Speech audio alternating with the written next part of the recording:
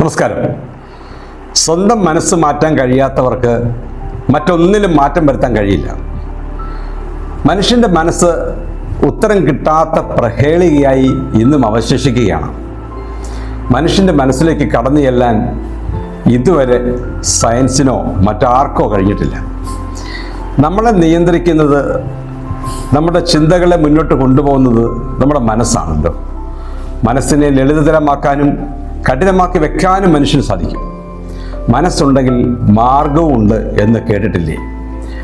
നമുക്ക് എന്തെങ്കിലുമൊക്കെ മാറ്റങ്ങൾ സമൂഹത്തിന് വേണ്ടിയോ മറ്റുള്ളവർക്ക് വേണ്ടിയോ വരുത്തണമെങ്കിൽ നമ്മുടെ മനസ്സ് മാറാതെ സാധിക്കത്തില്ല. മറ്റുള്ളവർക്ക് നന്മയുണ്ടായാൽ അവർ സന്തോഷിക്കും, സമാധാനപ്പെടും എന്നതിനാൽ മനസ്സിനെ കഠിനതരമാക്കുന്നവരുണ്ട്. അവരുടെ മനസ്സ് മാറാതെ യാതൊരു മാറ്റവും സംഭവിക്കാൻ പോകുന്നില്ല.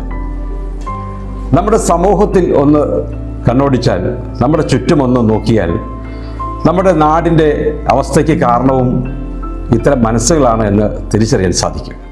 ശുഭദിനം.